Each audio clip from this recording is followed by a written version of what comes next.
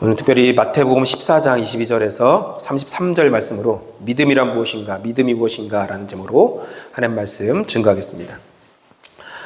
독실한 어떤 신자였던 이비인후과 의사에게 많은 목사님들이 찾아왔습니다. 독실한 신자니까. 목사님들이 목이 아픈 분들이 참 많잖아요. 그래서 그날도 두 분의 목사님이 이제 오셨습니다. 연이어서 병원을 찾아오셨는데 진료를 받았습니다. 두 분 모두 성대 무리를 해서 치료를 받으러 오신 거죠. 첫째 목사님에게 의사가 이제 진찰해 줍니다. 목사님, 성대에 물이 가지 않도록 설교하실 때 목소리를 낮추고 말씀하시기 바랍니다. 이렇게 이제 진찰해 주신 것이죠.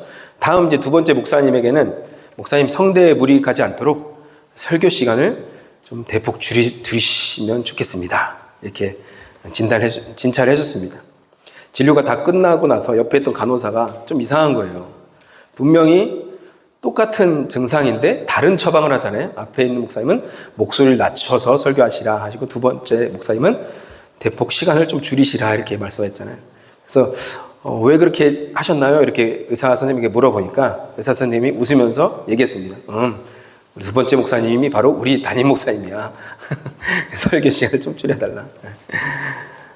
농담인데, 하여튼 여러분은 아마 설교 시간에 구애받지 않고 하나님의 말씀에 집중해서 하나님의 은혜를 사모하는 분인 줄 믿습니다. 아멘. 오늘 본문에 보시면 앞에 오병이어 사건이 있었어요. 앞에 오병이어 사건이 있었는데 그 오병이어 놀라운 기적의 사건이 있고 나서 22절, 이제 오늘 읽었던 본문이죠. 예수께서 즉시, 그 사건이 있고 나서 즉시 바로 제자들을 재촉하셔서 자기가 무리를 보내는 동안에 배를 타고 앞서 건너편으로 이제 가게 하시는 거죠.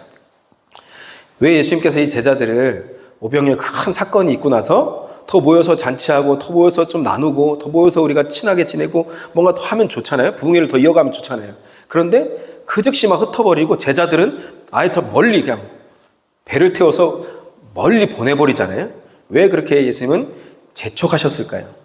요한복음 6장 14절 15절에 그 힌트가 나와 있는데요. 14절 15절을 보시면 제가 한번 읽겠습니다. 그 사람들이 예수의 행하신 이 표적을 보고, 오병이어죠, 말하되 이는 참으로 세상에 오실 그 선지자라 하더라. 그러므로 예수께서 저희가 와서 자기를 억지로 잡아 임금 삼으려는 줄을 아시고 다시 혼자 산으로 떠나 가시니라. 여기 이유가 분명히 나와 있죠. 그 선지자라는 단어가 아주 중요하죠. 그 선지자. 모세 시대를 우리가 알아야 되는데요. 신명기 34장 5절부터 6절 말씀에 모세가 죽는 장면이 나옵니다. 근데 시체가 어디 있는지 아무도 모른다고 합니다. 신명기 34장 5절 6절 보시면, 이에 여호와의 종 모세가 여호와의 말씀대로 모압 땅에서 죽어 벳부올 맞은편 모압 땅에 있는 골짜기에 장사되었고 오늘까지 그 묘를 아는 자가 없느니라. 분명히 모세가 죽었는데 모세가 어디에 있는지 아무도 모른다는 거예요. 여러분, 죽지 않고 천국으로 하나님께 들림받은 사람이 있죠. 세 사람이 있는데 누굴까요? 첫 번째는 에녹이죠. 두 번째는 엘리야. 그리고 마지막으로 신약의 예수님이시죠. 예수님, 그렇죠? 물론 예수님 죽으셨지만 다시 살아나셔서, 그렇죠? 다시 살아나셔서 다시 죽지 않고 천국으로 가셨습니다. 여러분, 모세는 죽었죠. 모세는 죽었어요. 장사가 됐습니다. 승천한 것이 아니에요. 모세는 죽을 때 기력이 왕성했고 지혜가 청명했습니다. 모세가 누굽니까? 이스라엘을 세운 사람 아닙니까? 위대한 인물이죠. 그래서 사탄이 모세의 시체를 가지고 어떻게 보면 장난을 치려고 했던 거예요. 우상을 만들려고 했던 것입니다. 이 모세를 가지고. 그런데 천사장 미카엘이 싸워서 막았죠. 유다서에 보시면 9절에 천사장 미카엘이 모세의 시체에 대하여 마귀와 다투어 변론할 때 감히 회방하는 판결을 쓰지 못하고 다만 말하되 주께서 너를 꾸짖으시기를 원하노라 하였거늘. 여러분, 모세가 아무리 위대하고 다윗이 아무리 위대하고 엘리야가 아무리 위대해도 다 사람입니다. 그렇죠? 경배의 대상이 아닌 것이죠. 우리는 경배할 분은 오직 한 분, 예수님, 하나님밖에 없는 줄 믿으시길 바랍니다. 그렇기 때문에 여러분, 우리가 아무리 위대한 성인이라고 해도, 아무리 위대한 업적을 남긴 바울이라 할지라도, 베드로와 할지라도 우리는 그 사람을 동상을 세워놓고 섬기지 않는 거예요. 왜요? 하나님 외에는 우리가 섬길 분이 없다는 것이죠. 여러분, 우리가 오직 하나님만 예배하고 하나님께만 기도하고 하나님만 찬양하는 저와 여러분 되기를 주님의 이름으로 축복합니다. 신명기 말씀 보시면 신명기 18장 15절에 내 하나님 여호와께서 너희 중 내 형제 중에서 하나님께서 말씀하시죠. 나와 같은 선지자 하나를 너희를 위하여 일으키시리니 너희는 그를 들을지니라. 이게 무슨 말입니까? 신명기가 모세가 선포한 말씀이죠. 근데 여기서 나와 같은 선지자, 그러니까 모세도 선지자라고 말하는데 나와 같은 선지자가 다시 나중에 후대에 나온다는 거예요. 바로 메시아이신 예수님 말하는 건데요. 세례 요한이 세례를 베풀 때 회개하라 천국이 가까이 왔다라고 외치자 유대인들은 세례 요한에게 내가 그리스도냐? 아니면 네가 그 모세가 말한 그 선지자냐? 이렇게 물었거든요. 네가 그 선지자야? 네가 그 메시아야? 이렇게 물어본 거예요. 그때 사도 요한, 세례 요한이 뭐라고 말합니까?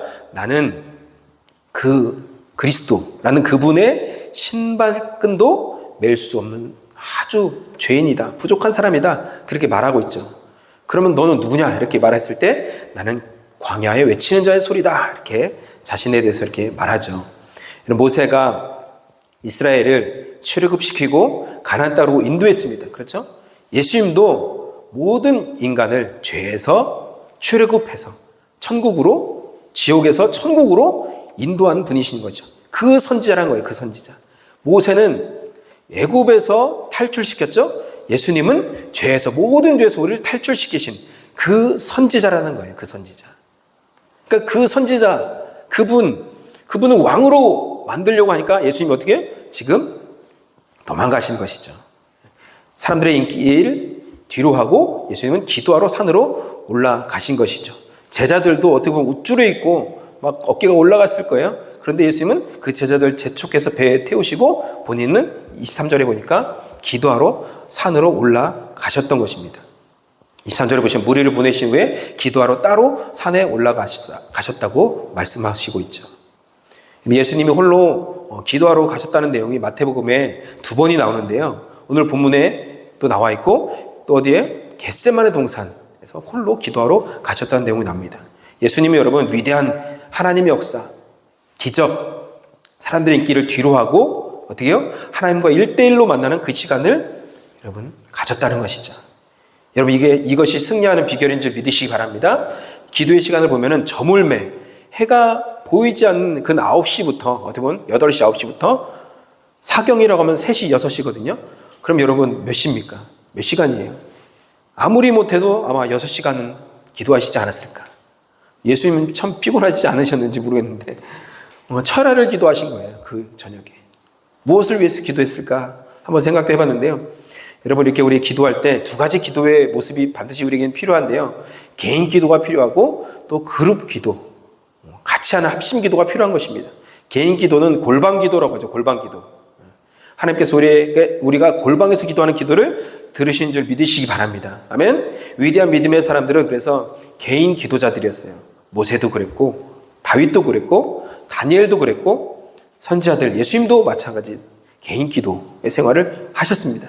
그리고 그룹 기도, 합심 기도가 정말 중요한데요. 다른 사람을 위해서 특별히 함께, 교회가 함께 기도할 때 하나님께서 하늘에서 듣고 하나님께서 그 시행하신다고, 그 일을 이루신다고 예수님께서 분명히 약속하셨죠. 그렇죠? 2-3사람이 내 이름으로 모인 곳에 나도 그들 중에 함께 하신다고 말씀하신 그 예수님의 음성을 우리가 기억하고 합심해서 기도할 때 우리 주님이 들으시고 응답하시는 것입니다. 그래서 우리가 합심해서 기도할 때 주님께서 역사하실 줄 믿으시기 바랍니다. 그래서 예수님의 기도의 패턴을 보시면 새벽에 기도하셨고, 새벽에 무슨 기도하셨을까요? 여러분 한번 생각해 보셨어요? 예수님 새벽에 혼자 가서 무슨 기도하셨을까? 아마 이렇게 기도하셨을 것 같아요. 하나님께서 말씀하신, 또 하나님께서 계획하신 그 걸음대로 걸어갈 수 있도록 하나님께서 인도해 달라고, 하루를 인도해 달라고. 사마리아 여인을 만나는 것도 하나님의 계획 가운데 있었을 거예요. 그래서 예수님은 굳이 그곳으로 가셨죠. 하나님의 인도하심이죠. 그런 것을 위해서 기도하셨을 거예요. 삭개오를 만나는 날도 삭개오의 만남을 위해서 기도하셨을 거예요. 만날 사람 만날 수 있도록. 하나님 내 삭개오를 만날 때 하나님께서 함께 해달라고. 그리고 예수님은 그렇게 아침에 기도할 뿐만 아니라 사역이 끝나고 난 이후에, 오늘 말씀에 나와 있지만 끝나고 난 이후에 하나님과 또 교제하면서 기도하셨습니다. 무슨 기도를 하셨을까요? 하나님이 하셨습니다. 하나님 영광 받으십시오. 이렇게 아마 겸손하신 예수님은 그렇게 하나님께 기도했을 것입니다. 여러분, 여기서 우리가 중요한 원리가 있는데요. 사역과 사역 사이에는 항상 기도가 있었다는 것이죠. 그리고 기도와 기도 사이에는 항상 기적이 일어났다는 것입니다. 여러분, 이것을 기억하시길 바랍니다. 우리가 사역과 사역 사이에는 항상 기도가 있어야 돼요. 그리고 그 기도와 기도 사이에는 무엇이 일어날까요? 기적이 일어나는 것입니다. 예수님의 삶이 그랬어요. 제자들의 삶이 그랬습니다. 여러분, 우리는 예수님처럼 그룹으로 나와서 기도해야 돼요. 개인적으로도 기도해야 됩니다. 그렇죠? 개인 기도를 통해서는 하나님과 친밀함, 하나님의 음성을 듣고 치유를 받기도 하고 하나님께 비전을 받기도 하고 또 하나님께서 말씀하신 그 음성을 듣기도 합니다.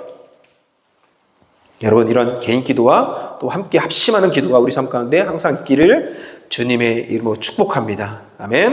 여러분, 한 시대 위대하게 쓰임받던 종들, 그 위대한 종들이, 위대한 부흥사들이 왜 넘어질까요? 가끔 넘어지잖아요. 가끔 문제를 일으키고 사역 전에는 열심히 기도합니다.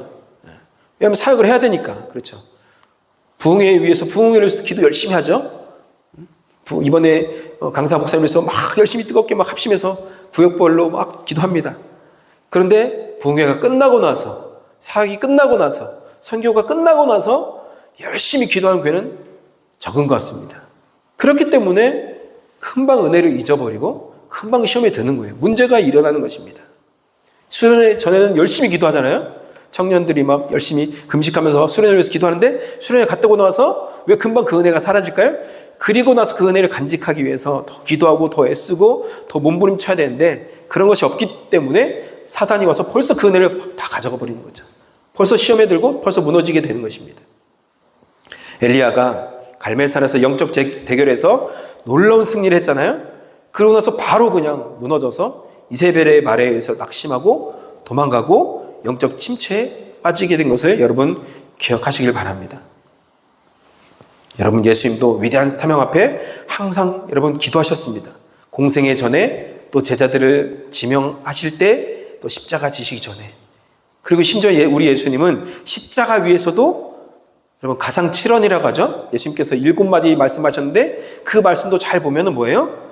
기도예요, 기도. 예수님 죽는 순간까지도 기도하셨습니다. 기도가 예수님은 삶이셨던 것 같아요. 그래서 여러분, 이 예배당에 나와서도 기도하는 정말 귀하지만 여러분 삶 속에서 일을 할 때도 또 어떤 사람 만날 때도 운전할 때도 수시로 기도하는 삶이 우리 삶 가운데 항상 있기를 주님의 이름으로 축복합니다. 그렇게 할 때 우리는 쉬지 않고 기도할 수 있는 그 말씀 가운데 은혜가 넘치게 될 줄 믿습니다. 여러분, 우리는 그래서 사역 전에도 당연히 기도해야 되지만 사역을 마치고 나서도 반드시 기도해야 됩니다. 꼭 기억하시길 바랍니다. 부흥회 때 은혜 받는 거 너무 중요해요. 여러분, 은혜 많이 받으시잖아요. 집회를 통해서도. 은혜 받는 것, 그것만 중요한 것이 아니에요. 은혜 받고 나서 그 다음에 그 말씀대로 살 수 있도록 더 기도하는 것이 더 중요한 삶인 줄 믿습니다. 그러면 우리 삶 가운데 놀라운 기적과 열매들이 맺혀지게 될 줄 믿습니다. 아멘. 24절과 26절을 보시면 배가 이미 육지에서 술이나 떠나 바람이 거스름으로 제자들이 이제 배를 타고 가는데 물결이 나요. 이제 힘들어 고난이 왔습니다. 밤 사경에 예수께서 바다 위로 걸어서 제자들에게 오시니 제자들이 그 바다 위로 걸어오심을 보고 놀라 유령이라 하며 무서워서 막 소리 지르죠. 우리가 잘 아는 본문이야 이미지가 그려질 것입니다. 어두워졌는데 배가 이제 막 풍랑 일어나고 그 그림 많이 보셨죠? 예수님이 갑자기 나타나서 막 저기서 오고 계시고. 여러분, 예수님이 기도하시고 제자들은 바다 한가운데서 막 사투를 벌이고 있습니다. 생명의 위협을 느끼고 사투를 벌이고 있어요. 예수님이 아셨을까요? 모르셨을까요? 아마 아셨을 거예요. 그렇죠? 제자들이 지금 위험 가운데 있음을 예수님은 아셨을 것입니다. 아셨을 거예요. 여러분, 우리 주님은 우리의 모든 상황을 다 알고 계시는 분이십니다. 그렇기 때문에 우리가 주님께 기도할 수 있는 거예요. 우리가 가장 큰 위로가 뭐예요? 우리 주님이 아신다는 거죠. 저번에 예전에 박봉 목사님도 그런 간증 하시더라고요. 내가 너를 보았다. 아마 내가 너에게 도와주는 그 장면을 하나님께 다 보셨다는 거죠. 그 말 한마디에 그냥 모든 것이 다 그냥 녹아내렸다는 거죠. 그런 거 아니겠습니까? 우리 주님께서 내가 너를 안다. 내가 너를 보고 있다. 내가 너의 마음을 다 누구보다도 안다. 우리 옆에 사람들 한번 축구할까요? 하나님이 아십니다.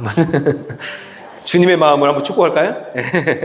우리가 주님은 아니지만 믿으십니까? 다른 사람 다 몰라도 우리 주님은 우리의 상황과 우리의 마음을 다 아시는 줄 믿으시기 바랍니다. 여러분 지금 베드로나 몇몇 제자들은 어부예요. 어부. 잔뼈가 굵은 어부예요. 우리 사업하신 분도 있겠지만 10년 20년 해보면 다 압니다. 이제 탁탁 보면 압니다. 제가 어떤 분 컨비너스 만났는데 컨비너스 한 20년 하시는 분이 있어요. 근데 그분은 컨비너스 딱 들어가면 여기는 될지 안 될지 딱 보인대요. 견적이. 자기가 해보니까 이 집은 되는 집이구나. 이 집은 안 되는 집이구나. 그냥 딱 보면 안 돼요. 보니. 이 어부들 여러분 얼마나 수십 년 동안 그 항해하면서 이런 물살과 싸웠던 사람들이에요. 잔뼈가 굵은 어부들이란 거죠. 전문가들이에요. 그런데 지금 인간의 능력을 뛰어넘는 파도가 온 거예요. 하나님의 의도가 있으신 것이죠. 인간의 지식, 인간의 경험을 뛰어넘는 문제에 부딪히면 이제는 여러분 그동안의 경험 아무 상관없어요. 내 건강 그때는 아무 힘이 없어요. 내가 가지는 돈도 아무 능력이 없습니다. 여러분, 인간의 끝이 바로 하나님의 시작인 것입니다. 베드로와 수많은 제자들, 어부들이 노를 젓고 별짓을 다 했겠죠. 경험을 통해서. 몇 시간을 아마 기진맥진하면서. 인간의 끝이 왔을 때 우리 주님이 짠 하고 나타나신 거예요. 믿음으로 우리 주님 바라보시기를 바랍니다. 예수님께서 즉시 그래서 일러 가라사대 안심하라 내니 두려워 말라. 이게 바로 우리 주님 말씀이죠. 나니 무서워하지 마. 두려워하지 마. 이 내니라는 말이 참 중요해요. 에고 에임이라는 말인데요. 예수님께서 하나님이시고 메시아이시고 그리스도이심을 선언하시는 말이에요. 나다. 이게 바로 구약을 아는 사람들은 이 말이 무슨 말인지 알아요. 에고 에이미는 모세가 호렙산에서 떨기나무 아래서 소명을 받을 때 하나님께 물어보죠. 내가 이스라엘 백성들에 가서 내가 이 경험한 거, 이 하나님, 여호와 하나님, 내가 뭐라고 말해요?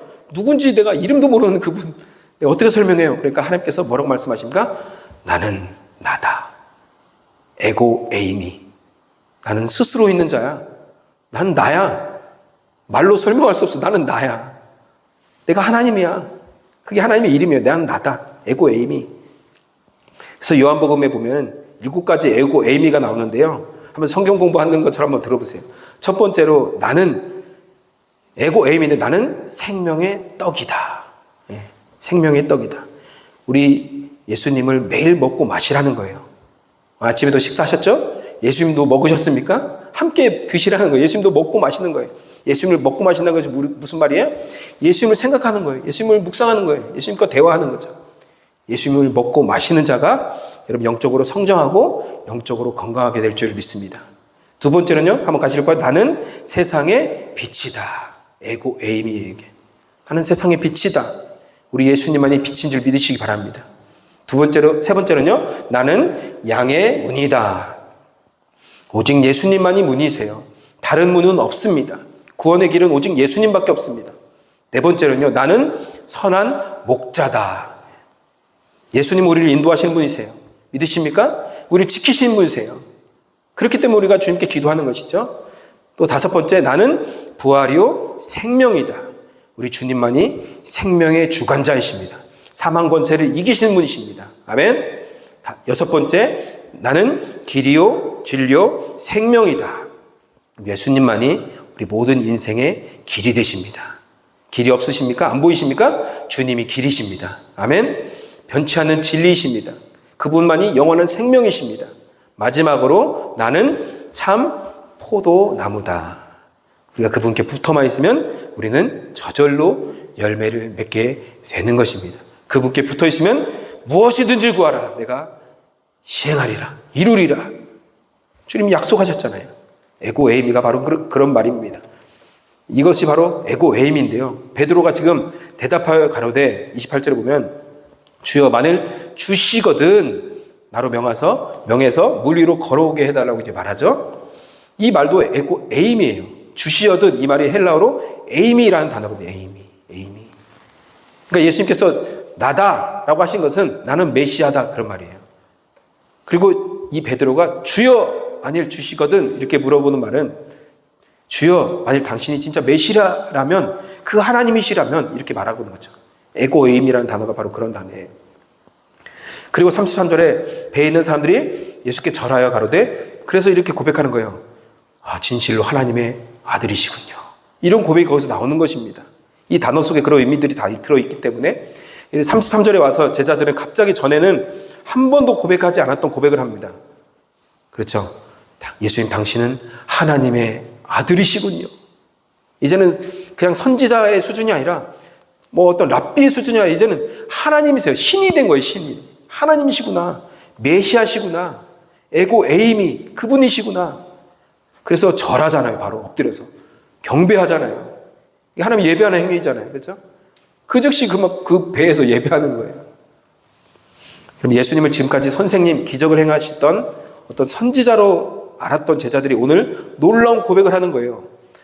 예수님, 당신은 정말 말씀하신 그 메시아, 하나님의 아들이시군요. 하나님이시군요.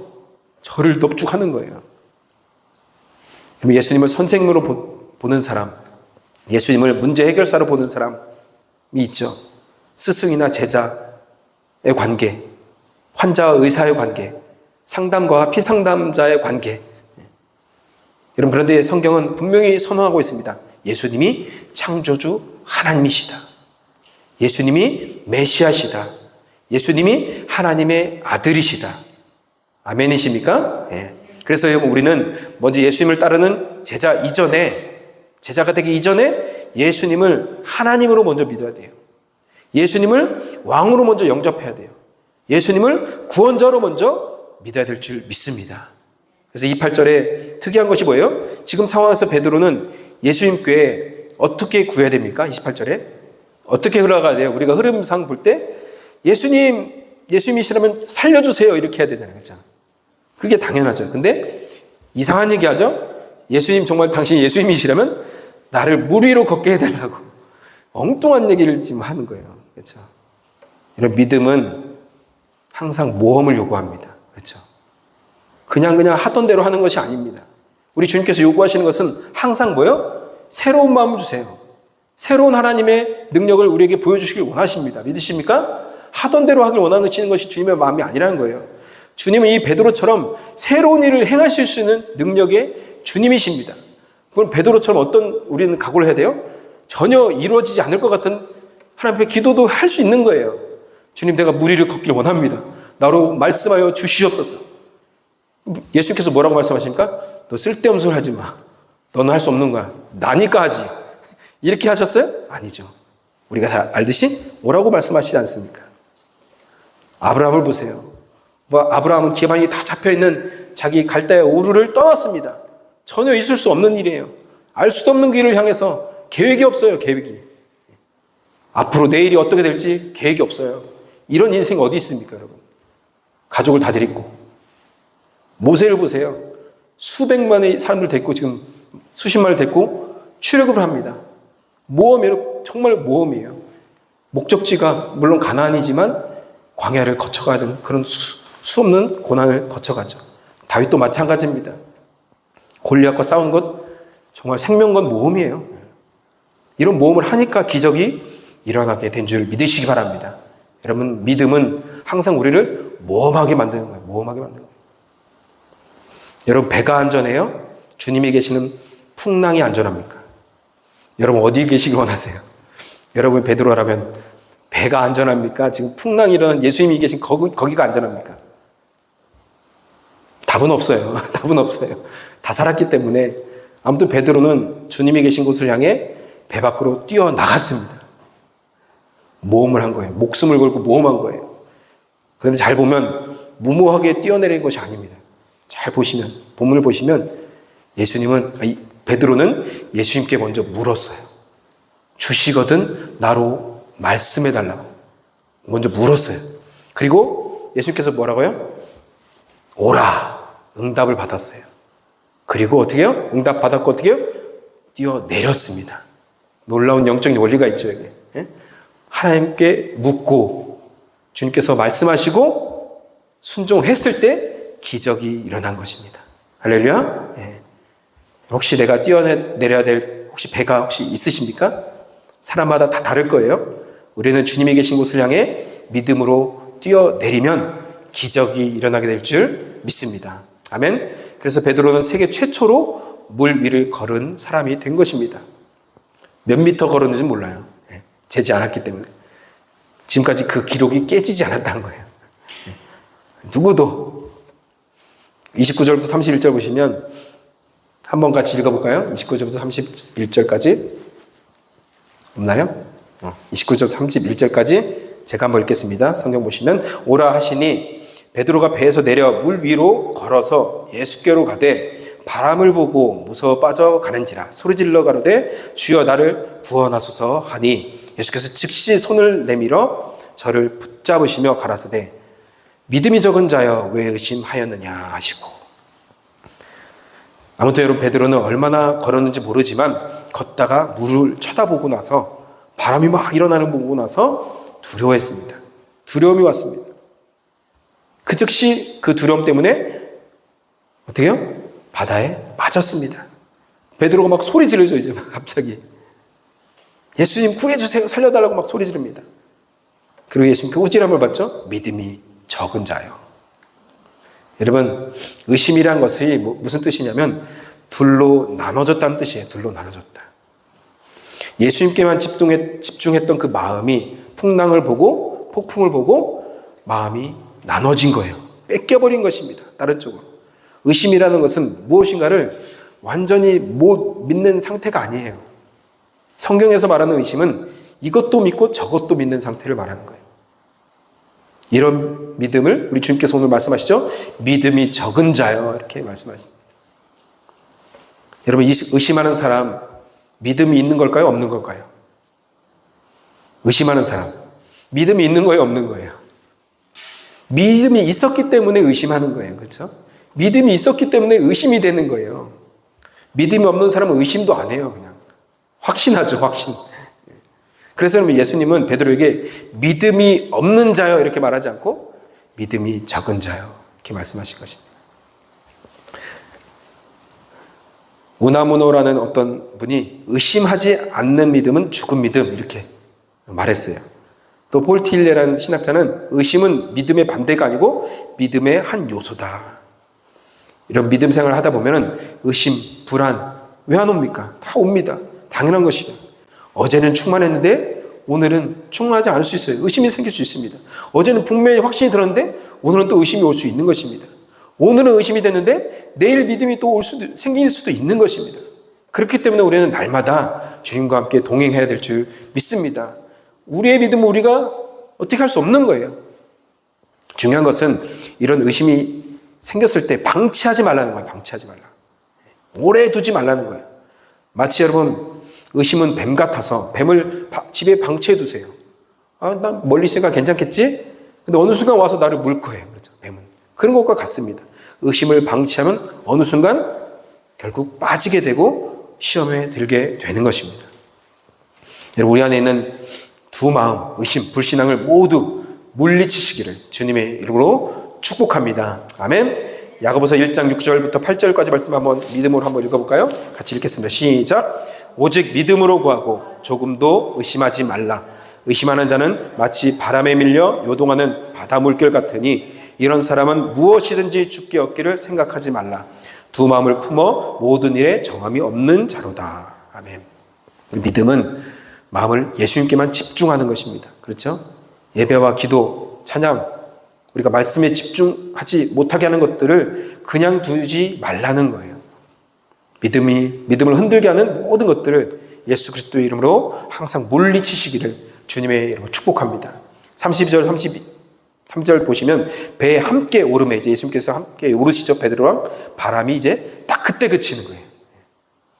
배에 있는 사람들이 예수께 절하면서 가로되 진실로 이 예수님이 그냥 선지자가 아니라 그냥 랍비가 아니라 그냥 병 못 고쳐주는 상담해주는 그런 수준이 아니라 하나님께서 말씀하시는 우리에게 약속하신 메시아 하나님의 아들이셨군요.